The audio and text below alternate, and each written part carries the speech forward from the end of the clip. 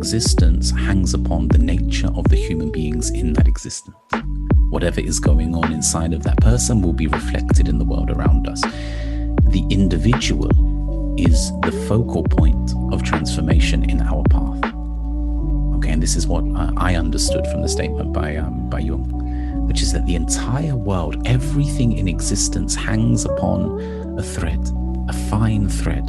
And that thread is the nature of the human being, how they perceive the world, how they perceive their role in the world, how they perceive their responsibilities in the world, how they relate to the experiences that they have, how they understand them, how they process experiences when they take place inside of our lives. How do we understand the things that take place? That defines the very nature of our reality. That defines the very nature of other people's realities as well.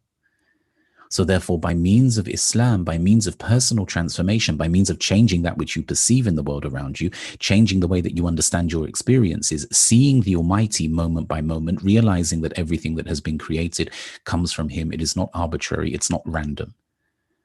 Recognizing that the Almighty is in control and designing your life. This is the greatest thing that you can do for the entire universe and all of existence. If you wish to be someone who is heroic, engage with yourself. Engage with yourself. Look at what you see in the world around you. Because until you come to see some sense of accurate perception, until you come to see the Almighty in every moment, then it's very difficult for you to claim that you're part of the solution.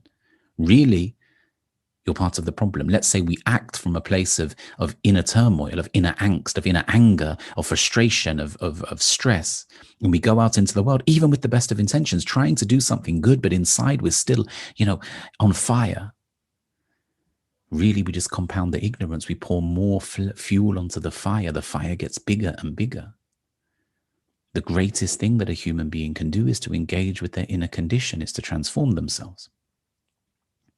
And this is not something that I think or I've said. This is what has been taught to us from the time of the Holy Prophet, may the peace and blessings of Allah be upon him, by all of the great masters of this tradition. Transform yourself. Transform yourself. That psyche, that soul inside of yourself. If you can,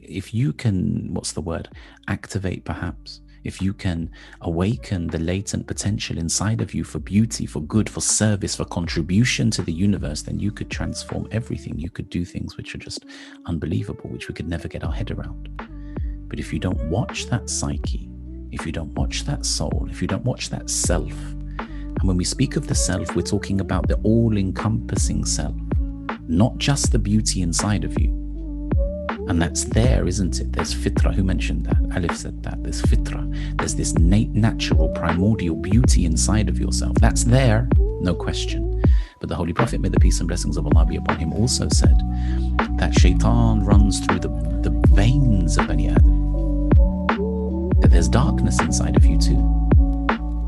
So until we're prepared, unless we're prepared to engage with that, to be honest with ourselves, to be honest with our own reality, then it's quite possible, it's quite probable that we may well be part of the problem rather than part of the solution. And that's what the path of Tasawwuf has always been about.